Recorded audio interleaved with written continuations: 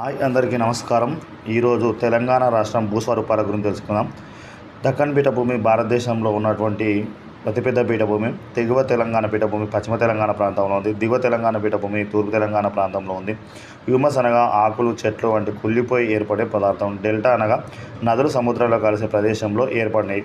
భారతదేశానికి మూడు వైపుల నీరుండి ఒకవైపు భూభాగం ఉంది. దీన్నే ద్వీపకల్ప పీఠభూమి అంటారు. తెలంగాణ ప్రాంతం మొత్తం దక్కన్ తెలంగాణ పీఠభూమిలో ఉంది. భారతదేశానికి మూడు వైపులా సరిహద్దులు. పశ్చిమాన అరేబియా సముద్రం, తూర్పున బంగాళాఖాతం, హిందూ మహాసముద్రం ఉన్నాయి. ఇదే కాకుండా భారతదేశంలో దక్షిణ భారతదేశ ప్రధాన భూస్వరూపాలు మైదానాలు, పీఠభూములు, కొండలు, పర్వతాలు అనేటువంటివి ఉన్నాయి. పర్వతాలు అనేటువంటివి భారతదేశంలో ముఖ్యంగా వింధ్య సాత్పుర పర్వతాలు, అరావళి పర్వతాలు, హిమాలయాలు. తెలంగాణలో సాత్మల కొండలు ఆదిలాబాద్, నిర్మల్ జిల్లాలో ఉన్నాయి. అనంతగిరి కొండలు వికారాబాద్ జిల్లాలో ఉన్నాయి. రాఖీ కొండలు జగిత్యాల జిల్లాలో ఉన్నాయి. కందికల్ కొండలు వచ్చేసి పెద్దపల్లి, జయశంకర్, ములుగు జిల్లాలో ఉన్నాయి. బాలఘట్ శ్రేణులు మహబూబ్నగర్, నాగర్ కర్నూలు జిల్లాలో విస్తరించి ఉన్నాయి. నిర్మల్ కొండలు నిర్మల్ జిల్లాలో ఉన్నాయి. దేవరకొండలు యాదాద్రి జిల్లాలో ఉన్నాయి. ఈ ప్రత్యేకతలు, వీటి యొక్క ప్రత్యేకతలు ఏమిటి అని చూసినట్లయితే పర్వతాలవి. ఇవి ఎత్తు అనేటువంటివి అత్యధిక ఎత్తు వాళ్ళను కలిగి ఉండి పైన తక్కువ సమతల ఉపరితలాన్ని కలిగి ఉంటాయి. తెలంగాణలో ఆదిలాబాద్, నిర్మల్, జగిత్యాల, పెద్దపల్లి, వికారాబాద్, మహబూబ్ నగర్, నాగర్ కర్నూల్, భద్రాద్రి మరియు జయశంకర్ జిల్లాలో విస్తరించిన వరుసల కొండగా గుర్తించవచ్చు. ఈ కొండలు శ్రేణులు ముఖ్యంగా ద్వీపకల్ప నదులైనటువంటి కృష్ణా, గోదావరి నదులు ప్రవహిస్తూ ఉన్నాయి. అంతేకాకుండా పీఠభూములు. భారతదేశంలోని అతి పెద్ద పీఠభూమి దక్కన్ పీఠభూమి. దీన్ని పశ్చిమ వైపు పశ్చిమ కనుమలు ఉన్నాయి. తెలంగాణలో అధికంగా ఈ పీఠభూమిలో ఉండడం వల్ల దీన్ని తెలంగాణ పీఠభూమి అని కూడా పిలుస్తారు. ఇవి ఎత్తైన ప్రదేశాలు, విశాలమైన ఉపరితలం కలిగి స్వల్పమైన అసమాన ఎత్తులను, ఫలాలను కలిగి ఉంటాయి. తెలంగాణలో అధిక భాగం దక్కన్ పీఠభూమిలో ఉంది. తర్వాత అదేవిధంగా మైదానాలు. తూర్పు తీర మైదానాలు, పశ్చిమ తీర మైదానాలు, గంగా సింధు మైదానం. సున్నితమైన వాలు కలిగి సమతల విశాల ప్రాంతాలే మైదానాలు. తూర్పు తీర మైదానాలు భారతదేశానికి తూర్పుగా బంగాళాఖాతంలో ఉన్నాయి. తమిళనాడు, ఆంధ్రప్రదేశ్, ఒడిశా మరియు పశ్చిమ బెంగాల్ అధిక భాగం తూర్పు తీర మైదానంలోకి వస్తాయి. పశ్చిమ తీర మైదానంలో పశ్చిమాన మహారాష్ట్ర, గోవా, కర్ణాటక, కేరళలో విస్తరించున్నాయి. పంజాబ్ మైదానాన్ని సింధు నది, దాని ఉపనదులైనటువంటి గంగా నది ఉపనది ఉత్తరప్రదేశ్లో ఉన్నటువంటి బీహార్, బెంగాల్లో గంగా మైదానాన్ని ఏర్పరుస్తుంది. రెండు నదుల మధ్య కలిపిన గంగా సింధు మైదానం అని, రెండు మైదానాలను కలిపిన గంగా సింధు మైదానం అని అంటారు. ఈ వరుసగా మైదానాలు, పీఠభూములు, కొండలు, పర్వతాలు అనేటువంటివి భారతదేశంలో ముఖ్యంగా విస్తరించి ఉన్నటువంటి పాఠాల గురించి మనము తెలుసుకోవడం జరుగుతుంది. భూస్వరూపాలు అనేటువంటివి ముఖ్యంగా వాటి ఉన్నటువంటి ప్రాంతాలు మహారాష్ట్రలో కానీ సరిహద్దులు మహారాష్ట్రగా, కర్ణాటక, ఛత్తీస్గఢ్, ఆంధ్రప్రదేశ్ అనేటువంటివి ఉన్నాయి. ఈ సూచిక అనేటువంటిది కొండలు, శ్రేణులు, నదులు అనేటువంటివి. తెలంగాణ నైసర్గిక స్వరూపాల విషయానికి వచ్చినట్లయితే తెలంగాణలో భూపరితల స్వరూపమైన పర్వతాలు, పీఠభూములు, మైదానాలు మొదలైన వాటిని నైసర్గిక లక్షణాలు అని అంటారు. తెలంగాణ రాష్ట్రం వివిధ నైసర్గిక స్వరూపాలను కలిగి ఉంది. తెలంగాణ పీఠభూమి తూర్పుకు వాలి ఉంది. తెలంగాణ పీఠభూమి రెండు భాగాలుగా ఉంది. ఎగువ తెలంగాణ పీఠభూమి పశ్చిమ తెలంగాణ ప్రాంతం, దిగువ తెలంగాణ పీఠభూమి తూర్పు తెలంగాణ ప్రాంతం.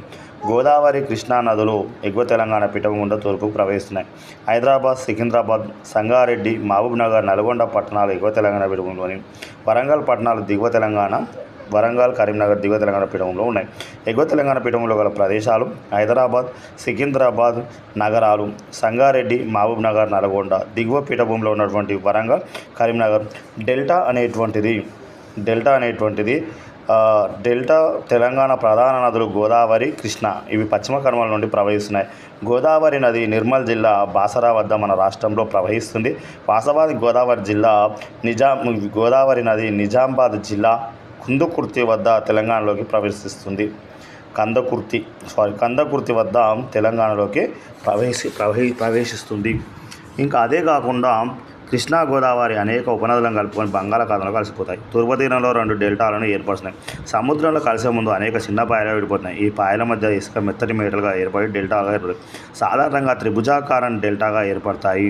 ప్రతి సంవత్సరం వరదల్లో కొట్టుకొచ్చే హ్యూమస్ ఒండ్రు వల్ల సారవంతంగా తయారవుతాయి. ఆకులు, చెట్లు కుళ్ళిపోవుడు ఏర్పడటం వల్లనే హ్యూమస్ అనేటువంటిది ఏర్పడడం జరుగుతుంది. ఇది మన తెలంగాణ రాష్ట్ర భౌగోళిక స్వరూపాలు అనేటువంటి అనేటువంటి అంశాల గురించి తెలుసుకున్నాం. అదేవిధంగా అనంతగిరి కొండలు ఈ జిల్లాలో కలవు. మహబూబ్నగర్, వికారాబాద్, నల్గొండ, కరీంనగర్. అంటే ఇందులో మనకు వచ్చేసి అనంతగిరి కొండలు వికారాబాద్ జిల్లాలో ఉన్నాయి. జగిత్యాల జిల్లాలోని కొండలను గుర్తించండి. జగిత్యాల జిల్లాలో ఉన్నటువంటి కొండలు ఏవి కింది వానులో? రాఖీ కొండలు 1, 2 బాలాఘట్ నల్లమల, 3 సాత్మల నిర్మల్, 4 సిర్నేపల్లి దేవరకొండ. రాఖీ కొండలు అనేటువంటిది కరెక్ట్ ఆన్సర్. తెలంగాణ పర్వత ప్రాంతాలకు సంబంధించి తప్పుగా ఉన్నటువంటి జతను గుర్తించండి. 3వది 1 సాత్మల ఆదిలాబాద్ నిర్మల్, బాలాఘట్ మహబూబ్నగర్ నాగర్కర్నూల్, దేవరకొండ కొండలు ఖమ్మం, నిర్మల్ కొండలు నిర్మల్ జిల్లా. ఇందులో తప్పు జత తప్పు పేరు ఏది అంటే దేవరకొండ జిల్లాలో ఉన్నటువంటి దేవరకొండ కొండలు ఖమ్మం జిల్లాలో ఉంటుంది. భారతదేశంలో అతిపెద్ద పీఠభూమి ఏది?